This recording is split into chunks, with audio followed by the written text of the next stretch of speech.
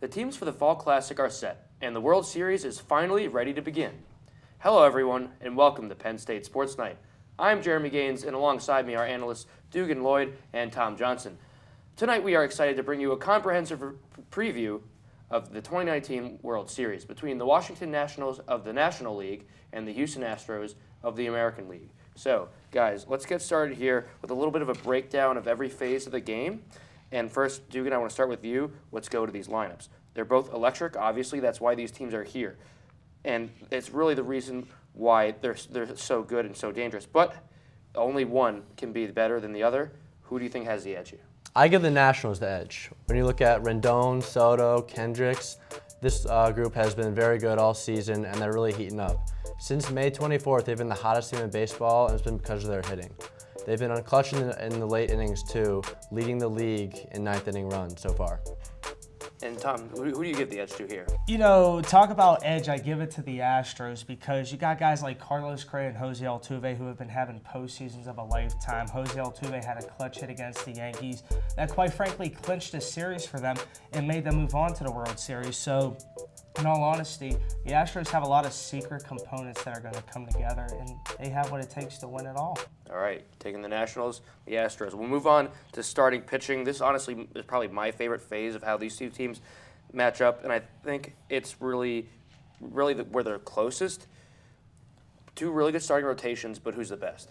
Tom. I think the Astros are the best. Whenever you look at it, Garrett Cole and Justin Verlander, a nice 1-2 combo. Both are aces. And you have that third guy in Zach Greinke who can show up and not show up. But Garrett Cole, the way he's surpassed himself and the way he's shown himself this entire playoffs, I should say, with beating Tampa Bay and then beating New York. I mean, New York was quite frankly a tougher challenge than Tampa Bay. But just the fact of how he attacked both teams, it truly shows that Garrett Cole is the front runner for this, and he's leading this rotation.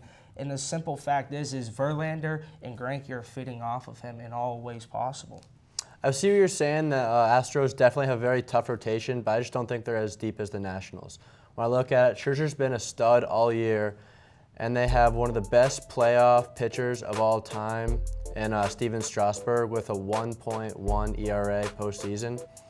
I just don't see, when you add in Corbin, their new pickup, and Anibal Sanchez, who almost threw a no-hitter if he didn't get pulled earlier, I just don't see how you can beat that. Yeah, it's certainly a great matchup. You talk about two starting rotations with electricity, but also depth and the ability to eat innings as well. So it's really probably going to be the best part of this whole series. I mean, tomorrow, in Game 1, we get Scherzer-Cole. I mean, can you really ask for a better starting pitching matchup than that? Probably not. But we'll take the next step here and go to the bullpen, and this probably is the biggest variable of this series. Both teams obviously have had a good enough bullpen because you don't get this far in the playoffs for that one. But I think I know where you guys are going to go with this, but bullpen, who has the edge? When I look at it, the bullpen is really the one weak spot in the Nationals. That's the one thing holding them back so far. And the Astros haven't had a great one, but when you look at it, I mean, Astros, they just have the edge. They have the third best ERA this regular season, and besides a few guys, the Nationals really can't compete with that.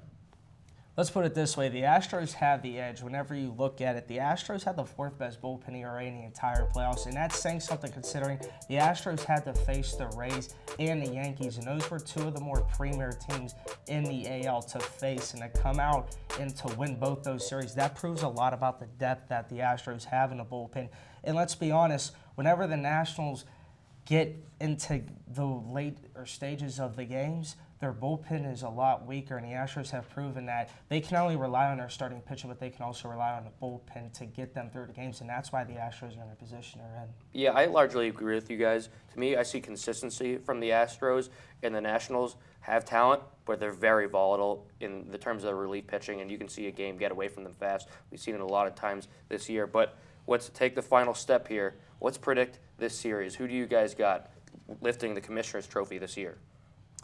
The way I look at it, if the Nationals can take their starters throughout the game, they don't have to dip into that relief pitching, I think they're going to win this series. And right now, I just think they're too hot, and I think it's all Nationals. You know, whenever you think about the later stages in the World Series, experience plays a dividend, and the Astros are going to appear in their second World Series in 3 years, and in 2017 they won. So, and honestly, they're going to feed off that experience, and I just feel like experience is going to pay off here, and I say that the Astros are going to win it in 7 games. Tom, I agree with your take on the Astros winning it. I'd like the Nationals to give them a challenge, take it 7 games, but the Astros have been there before, and I think that matters in this kind of situation. But those are our predictions for the World Series this year. For all things Major League Baseball, keep it locked on Penn State Sports Night. For Dugan Lloyd and Tom Johnston, I'm Jeremy Gaines. Thank you for watching. Thank you for watching our latest edition of Penn State Sports Night. If you're a fan of our content, please be sure to subscribe to our YouTube channel for more clips. Also follow us on Twitter at PSSNTV and on Instagram at PSU Sports Night to keep up with the action. For all my colleagues, we are Penn State Sports Night.